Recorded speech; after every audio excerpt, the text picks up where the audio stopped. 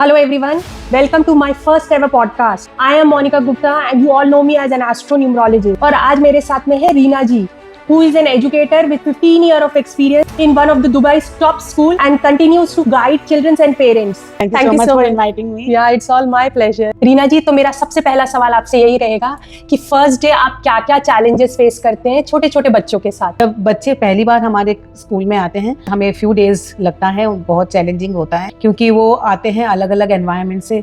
कोई बच्चा पहले स्कूल जा चुका है नर्सरी, तो उसके लिए थोड़ा सा आसान होता है, जो पहली बार आ रहे हैं उनके लिए। फिर वो थोड़े स्लीपिंग पैटर्न उनका, फूड होता है, तो वो थोड़ा चिड़चिड़ रहता है, वो बहुत क्यूरियस होते हैं। एंड वो लैंग्वेज भी एक थोड़ा सा है, बिकॉज वो जब डिफरेंट लैंग्वेज घर पे बोलते हैं तो उनको लगता है कि मेरी लैंग्वेज मैम को समझ आएगी। So that's few challenges we get. Okay, मेरा दूसरा सवाल ये रहेगा कि एवरी टाइम नाउअडेज पेरेंट्स बच्चों को दिन भर टोकते रहते हैं that you have to do this, you have to do this, you are not doing like this. उसका इम्पैक्ट उनके फ्यूचर में कैसा पड़ता है? एक्चुअली बच्चों को ना सबसे पहले जब भी आप बात करो और कुछ भी है, इमीडिएटली उनको टोको नहीं, उनका पहले समझो वो क्या बोलना चाहते हैं। बिकॉज व्हाट हैपेंस व्हेन आप उनको बहुत बार टोकते हो, उनका कॉन्फिडेंस लेवल कम हो जाता है। ये बात है कि उनको जो भी बोलना है, फर्स्ट ऑफ ऑल हमें याद रखना है कि हम दूसरों किसी के सामने नहीं बोले। हमारा नॉर्मल एक पेरेंट्स का होता है कि आप मतलब उनको टोक दो, बट ये उनके माइंड में बहुत असर करता है। सबसे ज्यादा इंपॉर्टेंट है पेशेंटली आप पहले सुनो उनका क्या प्रॉब्लम है। और जब भी ऐसे भी छोटे बच्चे से लेके बड़े, आप जब घर पे उनसे जोर से बोलोगे, उनको लगता है that is a normal thing to answer. School में एक बार याद है, बच्चे बहुत जोर से चिल्ला रहे थे और मैंने सोचा क्या करे। I started whispering. मैंने देखा पूरा क्लास शांत और वो मुझे वैसे ही आंसर कर रहा है। सो बच्चों इमिटेट बहुत करते हैं। आई थिंक सभी पेरेंट्स का चैलेंज ये होगा ही कि बच्चे ना स्कूल में बहुत डिसिप्लिन रहते हैं। मतलब टीचर बोल रही है you have to stand up, तो वो खड़े होंगे, you have to be in queue, वो फॉलो करेंगे। बट गॉड नोज जब घर आते हैं तो उनके टैंट्रम्स अलग हो जाते हैं। तो हम एज अ पेरेंट्स क्या करें कि हम बच्चों को थोड़ा डिसिप्लिन घर में भी रख सके। एक्चुअली क्या है कि वो स्कूल में तो सबको देख के करते हैं, घर में जब आते हैं उनको पता है कि ये मेरा राज्य है, तो उसके हिसाब से उनका थोड़ा फ्रस्ट्रेशन रहता है, थोड़ा थकान रहता है, थोड़ा वो बिकॉज बच्चे कभी कभी एक्सप्रेस भी नहीं कर सकते। तो first we have to know कि उनको क्या है। तो you know if you know the answer तो आप उसके हिसाब से करो। Be a role model. अगर आप कुछ चीज उनको बोलो कि आपको ये टाइम में करना है वो, तो आप भी वो टाइम में उनको एक रोल मॉडल के हिसाब से आपको उनको करना है। और बच्चों का मैं बोलती हूँ they are like a clay. पहले से ही जो आप संस्कार दोगे, पहले से आप जो एनवायरनमेंट, तो वो अपने आप सीख जाते हैं। पहले के जनरेशन में माँ बाप बोलते थे that you have to do this, मतलब नॉर्मली रिएक्ट करते थे। एज अ पेरेंट्स आप बोल रहे हैं वी शुड डू दैट।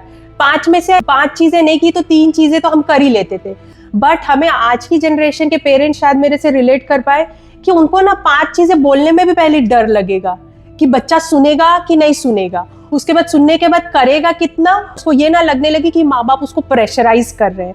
पर हम पेरेंट्स को ये डर लगा रहता है कि कहीं बच्चा इस तरह भी सोचने ना लगे, कहीं वो नेगेटिव ना लेने लगे हम अगर कोई चीज़ को बहुत बार बोलेंगे तो मेरा वो सवाल है कि अगर इस तरह के थॉट प्रोसेस को हम कैसे खुद में चेंज करें और बच्चों को किस तरह बोलें वो चीज़ को कि वो हमारी बात धीरे धीरे समझे कि हाँ हम भी जो सिखा रहे हैं वो हम डिसिप्लिन में रहने के लिए, उनके अच्छे के लिए ही सिखा रहे हैं। यस, एक्चुअली पहले जो हमारे पेरेंट्स कुछ भी बोल दिए हम लोग वही चुप करके सुनते हैं। बट आजकल के बच्चे हैं, उनके पास बहुत सारा लॉजिक रहता है टू काउंटर यू। सो वो हमें पहले उनसे बात करनी सबसे इम्पोर्टेंट है। हम लोग क्या करते हैं कि बच्चे को बस ये करना है वो करना है, ऑर्डर दे देते हैं, बट हम समझ नहीं पाते हैं वो क्या बोलता है। बिकॉज आजकल का बच्चों का थॉट प्रोसेस डिफरेंट है। हमें उनका पहले समझना पड़ेगा कि वो एक्चुअली क्या चाहते हैं, उसके हिसाब से उनको बताना पड़ेगा। एंड पहले से अगर आप जैसे जब छोटे हैं ना, तब से अगर आप धीरे धीरे करने लगोगे तो उनको पता है कि this is the way I should be doing. I mean you have to understand your child, because सब बच्चे समान नहीं होते हैं। जैसे मेरे क्लास में 2 भाई थे, बड़ा भाई बहुत स्टूडियस, पर छोटा ना उनको प्ले वे में सिखाना पड़ेगा। तो वो 2 बच्चों में ऐसे ही फर्क है। तो ऐसे उसका जो स्ट्रॉन्ग पॉइंट है वो आपको समझ के अकॉर्डिंगली आपको उनको ट्रेन करना पड़ेगा। या मैं आपको एक क्वेश्चन पूछना चाहती हूँ मोनिका जी, बच्चे आके टैंट्रम्स करते हैं घर पे या घर पे थोड़ा चिड़चिड़ाहट रहता है, तो वो क्या कुछ घर का नेगेटिव एनर्जी या क्या होता है? जो देखिए, नेगेटिव एनर्जी और पॉजिटिव एनर्जी तो ये सब जानते हैं कि कुछ ना कुछ तो एनर्जी है। आप अंदर रहो बाहर रहो, एनर्जी सब जगह रहती है। नेगेटिव एनर्जी के बहुत सारे इम्पैक्ट रहते हैं कि आप एक तो घर में घुस रहे हो तो आपको सडनली बहुत भारी फील होने लगेगा, फिर कोई बात नहीं है बिना बात में लड़ाई ये सब फील होने लगेगी। उसके बाद आपको कभी कभी ऐसा होगा कि आपको घर में रहने का भी मन नहीं करेगा, लो फील करेगा। तो इसका मतलब है कि कहीं ना कहीं आपकी एनर्जी घर की खराब है। अपने को इसमें सिंपल रेमेडी कर सकते हैं अपन। You just have to take a bowl और उसमें आप कुछ रॉक सॉल्ट के पीसेज रखिए, उसको पूरे घर पे घुमाना है और you can keep it in the entrance and all your toilets. 2-3 दिन देखने के बाद अगर सॉल्ट में हल्का सा भी कलर चेंज होता है, दैट डेफिनेटली मीन कि कुछ ना कुछ है, नेगेटिव एनर्जी है। तो आप सबसे पहले उसको मतलब आफ्टर 1 वीक उसको डंप कीजिए, रीफिल कीजिए, तो आपको बहुत हल्का फील होना स्टार्ट हो जाएगा। इसका एक सिंपल सा और रेमेडी अगर मैं बोलना चाहूंगी तो इन द इवनिंग लाइट अ घी दिया और उसके बाद हनुमान चालीसा बोलना भी है। ओके, तो ये एक छोटी सी रेमेडी आप फॉलो कर सकते हैं, removing all the negativity from your house. तो मोनिका जी और एक बात पूछना था, जैसे पैसे का प्रॉब्लम है, किसी को हेल्थ इश्यूज हैं, तो ऐसे फाइनेंशियल स्टेबिलिटी नहीं है, तो इस हिसाब से हमें क्या क्या रेमेडी और क्या करने चाहिए? रीना जी एक्चुअली एक छोटी सी रेमेडी आप कर सकते हैं। हमारे घर में, सबके घर में ऑलमोस्ट तुलसी जी का प्लांट तो जरूर होता है, राइट? और कई बार वो प्लांट सूख भी जाता है, और अगर नहीं सूखता तो तुलसी जी की जड़ एक्चुअली बहुत आसानी से मिल जाती है। तो आपको क्या करना, तुलसी जी की एक जड़ लेनी है, 2 जड़ 3 जड़, मतलब आपके पास जितनी भी है आप लीजिए और उसको एक रेड कलर के बैग में रखिए और अपने मेन डोर के ऊपर में टाई कर दीजिए। ओके। तो ये करने से क्या होगा कि आप लक्ष्मी जी को इनवाइट कर रहे हैं। तुलसी जी लक्ष्मी जी का रूप ही है। ओके। तो आप ऐसा करने से लक्ष्मी को अपने घर में बिना कोई ऑब्स्ट्रकल के इनवाइट कर रहे हैं। तो इससे डेफिनेटली आपके फाइनेंशियल प्रॉब्लम्स जरूर दूर होंगे। अगर आपका कुछ फंसा हुआ स्पेशली पैसा है, या आपको लगता है कि स्टेबिलिटी नहीं आती, हमारे घर में पैसा आ तो रहा है लेकिन टिक नहीं रहा है, तो उस समय आप ये वाली रेमेडी कर सकते हैं। तो और एक मुझे बात पूछनी थी, एक्चुअली सबको ही पूछनी है, ये वाली मेरी कॉमन क्वेश्चन है कि डिफरेंट प्लैनेट कैसे बिहेव करते हैं विद एक कोई इशू से? हाँ, प्लैनेट। तो ये बहुत अच्छा क्वेश्चन है रीना जी। इसके लिए ना मैं एक स्टोरी सुनाना चाहती हूँ। स्टोरी में ये है कि एक वाइफ होती है और वाइफ बोलती है कि मुझे ना डायमंड का हार चाहिए या डायमंड की ज्वेलरी चाहिए। तो सपोज कीजिए कि उसका हस्बैंड अगर सन से रूल्ड है तो वो किस तरह रिप्लाई करेगा? उसका हस्बैंड शायद इस तरह बिहेव करेगा कि कोई जरूरत नहीं है तुमको ज्वेलरी लेने की, तुमने ऑलरेडी बहुत सारी बाय करी है। ये क्या है? अथॉरिटी और डोमिनेशन आ गया। फिर अगर सपोज उसका मून से रूल्ड है अगर उसका हस्बैंड, तो वो ऐसा बोलेगा कि हाँ ये ज्वेलरी बहुत अच्छी लग रही है, तुम ऐसा करो एक अपनी मम्मा के लिए भी ले लो, एक मेरी मम्मा के लिए भी ले लो। यू नो, एक इमोशंस होते हैं कि इधर भी कनेक्शन अच्छा हो, इधर भी कनेक्शन, वो कनेक्शन सॉफ्टली। जो थर्ड होगा, जुपिटर वाला होगा, वो बोलेगा कि हाँ ये ज्वेलरी अच्छी तो है, अच्छी तो दिख रही, पर तुम्हें नहीं लगता है कि इससे ज्यादा बेटर है कि तुम ये पैसे को स्टोर करके कुछ अच्छी जगह इन्वेस्ट कर दो?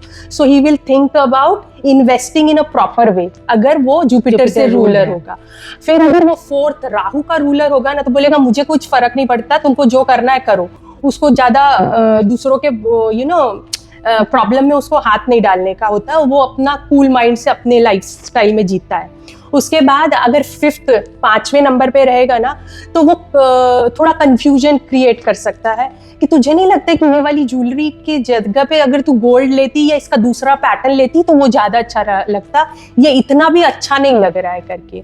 फिर अगर वीनस से रूल्ड अगर आपका हस्बैंड होता है ना, तो वो ये बोलता है कि हाँ ये अच्छा है लेकिन देख डायमंड का कट बहुत प्रॉपर होना चाहिए, उसकी क्लैरिटी बहुत अच्छी होनी चाहिए, यू नो, उसको थोड़ा वीनस वाला इफेक्ट आता है, हर चीज एकदम परफेक्ट चाहिए उसको, ठीक है। उसके बाद 7th केतु वाला बोलेगा कि हाँ लेकिन तुम सोचो ना कि ये तुम अगर कहीं स्पिरिचुअल फंक्शन में जा रहे हो तो you can not, you know, इतना कुछ तुम ये यूज नहीं कर सकते हो। तो ऐसा अगर वो 8 नंबर वाला यानी शनि से रूल्ड होगा तो वैसे बोलेगा कि अभी नहीं करने का, ये सब बाद में करेंगे, अब अभी कोई दूसरा इन्वेस्टमेंट पाइपलाइन में, ये चीज हम बाद में करेंगे करके वो टाल देगा, शनि से रूल्ड। लेकिन the most important number 9 number, वो अगर आपका हस्बैंड होगा ना, तो वो ये बोलेगा कि हाँ ये ज्वेलरी बहुत अच्छी लग रही है, उसको तुम बाय कर लो और तुम मेरे पास लेके आओ, I will create the same pattern and I will start doing business with the same design and with the diamond and everything। तो वो बंदा सिर्फ अपने बिजनेस को बढ़ाने के लिए वो एक्सपेंशन के बारे में सोचेगा। तो आप इन सिंपल टर्म्स आप अज्यूम कर सकते हैं कि सारे प्लैनेट्स कहीं ना कहीं किस तरह बिहेव करते हैं। जैसे हमने बताया। वाह नाइस, बहुत अच्छी वे से आपने समझाया। Thank you so much. Thank you. Thank you, Reena ji. Thank you so much Thank you for so much coming for- in my podcast.